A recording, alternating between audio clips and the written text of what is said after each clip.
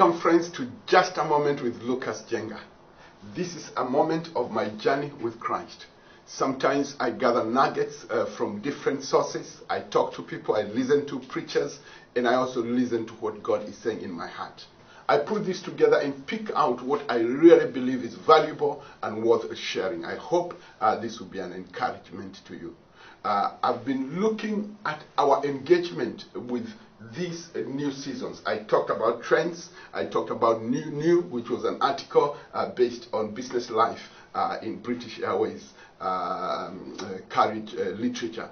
But I want to connect that with an amazing message that I had recently in a conference from a very good friend of mine, Dr. Njenga. And what Njenga was trying to show is that there is season and there is time. And what he said is that time is specific and seasons are generic. So you can have a season which is winter, summer, autumn, and spring. And they're generic and they will happen.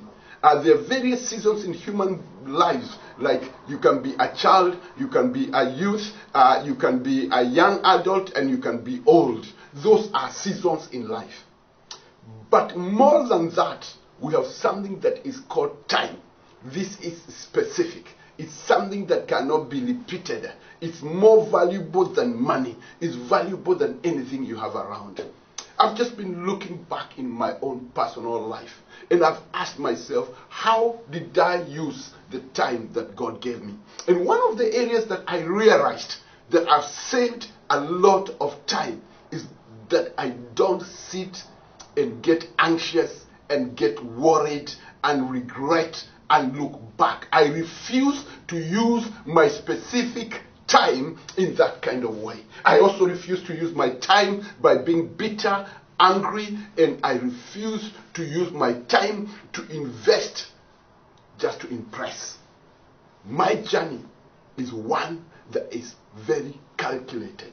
I know that if I wake up and start with the Lord and I ask God for wisdom, guidance, knowledge, and understanding, that the specific time that God has assigned for me will be met with accuracy, commitment, determination, and willingness.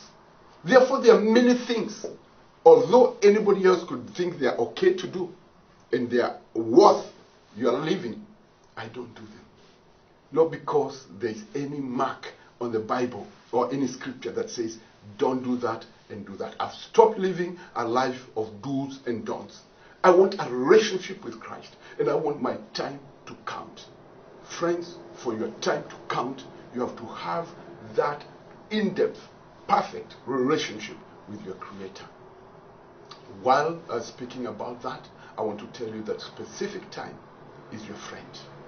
When you create a good relationship with time, you'll always look back and you feel good about what you have done. God said He looked at everything that He did and it was good. This is Just a Moment with Lukas Njenga. I hope you use your time wisely and see you tomorrow.